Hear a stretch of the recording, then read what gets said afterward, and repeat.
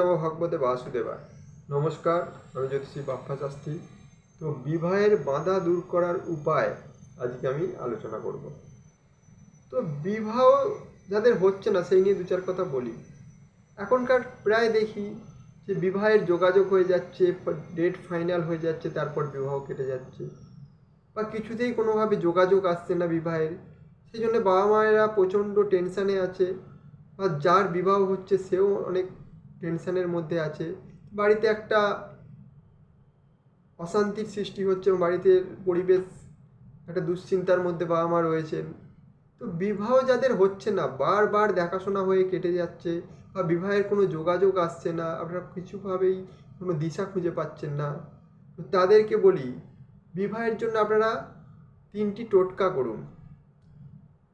তো এই 3টি টোটকা আপনারা মন দিয়ে শুনুন, দরকার পড়লে পেনে লিখে নিন।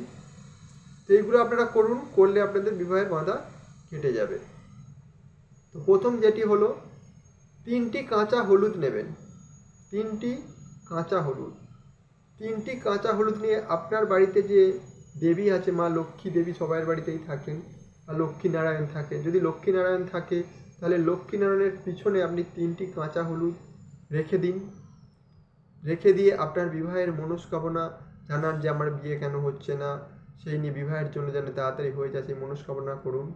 আর যদি লক্ষ্মীনারায়ণ না থাকে, বাড়িতে লক্ষ্মী দেবী সবাইরই থাকে বাড়িতে, তো সেই লক্ষ্মী দেবীর পিছনে ওই 3টি কাঁচা হলুদ একটি লাল সুতোতে বেঁধে বা লাল কাগজে মুড়ে আপনারা রেখে দিন যতদিন না বিয়ে হচ্ছে।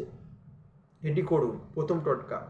দ্বিতীয় টোটকা যেটি বলবো, প্রতি বৃহস্পতিবার দিন আপনারা হলুদ, কাঁচা হলুদ এবং অশ্বগন্ধা মিশিয়ে তার একটু টিকা দিন কপালের মধ্যে, স্নান করে একটু টিকা দিন। প্রতি বৃহস্পতিবার এটা করবেন। এবং তৃতীয় যে টোটকাটি বলবো সেটি হচ্ছে প্রতি মঙ্গলবার দিন আপনারা একটি পান, একটি সুপুরি এবং একটি হলুদ নিয়ে বজরংবলীর চরণে অর্পণ করুন।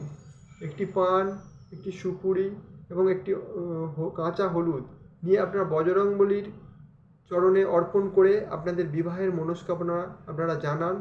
দেখবেন এই 3টি আপনারা করুন, দেখবেন আপনাদের বিবাহের বাধা দূর হয়ে যাবে এবং খুব শীঘ্রই আপনাদের বিবাহের যোগাযোগ হবে।